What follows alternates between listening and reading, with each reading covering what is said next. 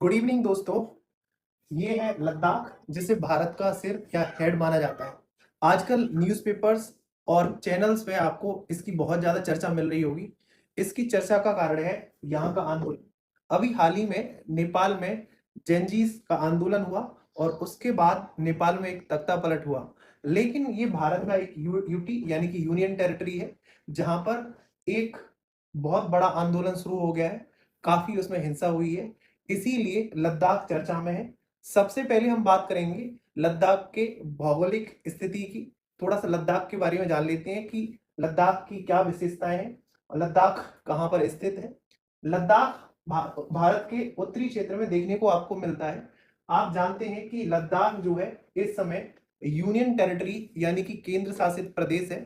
ये 2019 के बाद जब से जम्मू कश्मीर से अलग यानी कि सेपरेट किया गया, तब से ये एक यूनियन टेरिटरी है, जो कि एक लेफ्टिनेंट गवर्नर के द्वारा चलाया जा रहा है, यानी कि इस पर सीधा नियंत्रण केंद्र का होता है। इसके अलावा अगर देखें आप, ये लद्दाख ट्रांस हिमालय का हिस्सा है। इसमें लद्दाख श्रेणी, जास्कर श्रेणी लगातार विस्तारित है। इसके अलावा आप देखेंगे अक्साई चिन्ह आपको दिखाई दे रहा होगा। अक्साई चिन्ह पर चाइना ने है कब्जा किया हुआ है। इसके अलावा देखेंगे आप, यहाँ पर एक सियाचिन ग्लेशियर भी दिखाई दे रहा होगा, जो कि भारत का सबसे बड़ा ग्लेशियर माना जाता है। ये कारकोरम श्रेणी यानी कि कारकोरम रेंज में है। यहीं पर सबसे ऊंची चोटी केटू या गॉडविन ऑस्टिन है। इसके अलावा ये सियाचिन जो है पूरे विश्व का ऐसा युद्ध क्षेत्र है जो सबसे हाईएस्ट बैटलफील्ड माना जाता है। लद्दाख की राजधानी लेह है और इसके अलावा इसमें 2019 के बाद कारगिल को भी शामिल कर दिया गया और इसके अलावा कई नए जिले भी बनाए गए हैं। तो लद्दाख एक बहुत इंपॉर्टेंट भारत का एक यूटी है। लद्दाख एक भारत का शीत मरुस्थल माना जाता है, यानी कि कोल्ड डेजर्ट। और ऐसा माना जाता है यहाँ भारत के अंदर सबसे कम रेनफॉल 8 सेंटीमीटर के आसपास होती है। ये रेन शेडो एरिया यानी कि वृष्टि छाया क्षेत्र में आता है। इसके अलावा देखें, यहाँ पर ग्लेशियर्स के ऊपर ही यहाँ की जनता निर्भर है।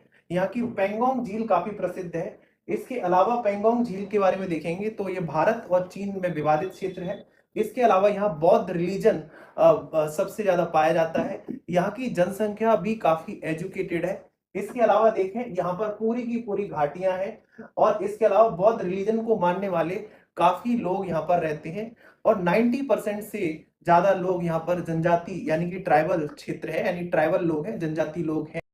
लद्दाख में आंदोलन के नेता यानी कि लीडर हैं सोनम वांगचुक। इनका नाम तो आपने सुना ही होगा। कुछ ही साल पहले एक मूवी आई थी, थ्री इडियट, उनमें इन्हीं के नाम पर एक रोल किया गया था। और इसके अलावा ये एनवायरमेंटलिस्ट यानी कि पर्यावरणविद है। इसके अलावा एक साइंटिस्ट है और लद्दाख में एजुकेशन और यहाँ के कल्चर को लेकर बड़ा उसको प्रोत्साहन दे रहे हैं।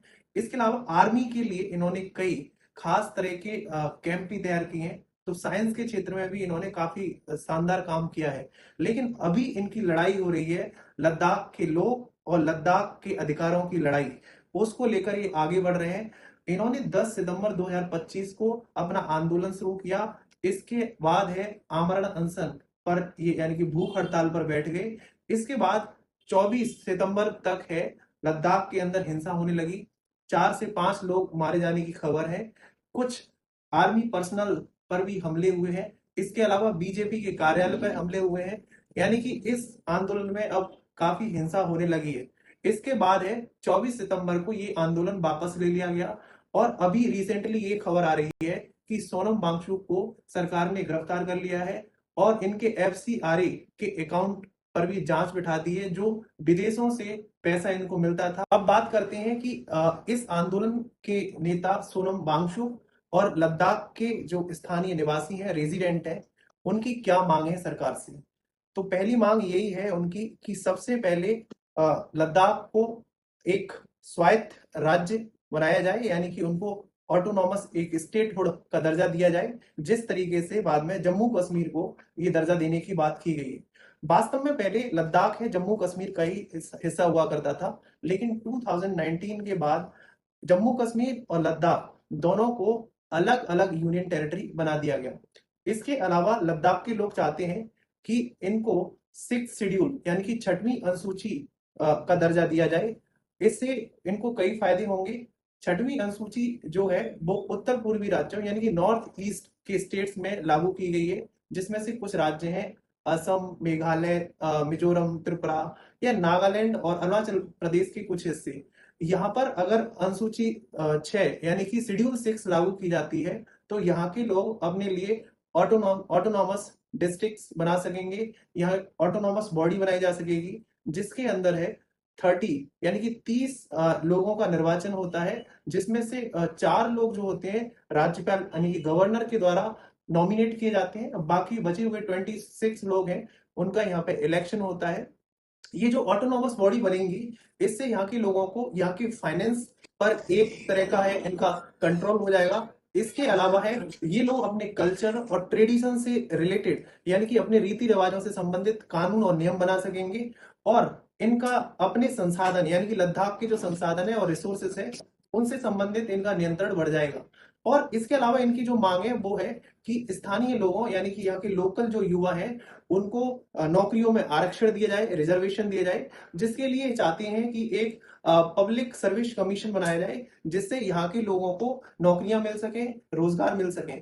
ऐसा देखा गया है कि लद्दाख के लगभग 26% लोग हैं बेरोजगार हैं, जबकि यहाँ पर एजुकेशन काफी अच्छी है, यहाँ के युवा हैं, ग्रेजुएट हैं, फिर भी वो बेरोजगारी के संकट से गुजर रहे हैं। तो इसीलिए लोगों के अंदर, यहाँ के युवाओं के अंदर जो आक्रोश है, उस आक्रोश यहाँ पर आपको देखने को मिल रहा है। इसके अलावा यहाँ के युवा और लोग चाहते हैं कि यहाँ पर लोकसभा की 2 सीटें और बढ़ाई जाएं जिससे यहाँ का पॉलिटिकल रिप्रेजेंटेशन बढ़ सके। तो ये चीजें केंद्र सरकार के सामने रखी गई हैं, लेकिन केंद्र सरकार ने साफ स्टेटहुड का दर्जा देने से मना कर दिया है। हाँ, केंद्र सरकार ने ये बात जरूर स्वीकार की है कि वो लोकसभा की सीटें बढ़ाने के लिए तैयार है, लेकिन बाकी मांगों को उन्होंने रिजेक्ट कर दिया है। इसीलिए यहाँ के युवाओं में एक आक्रोश देखने को मिल रहा है।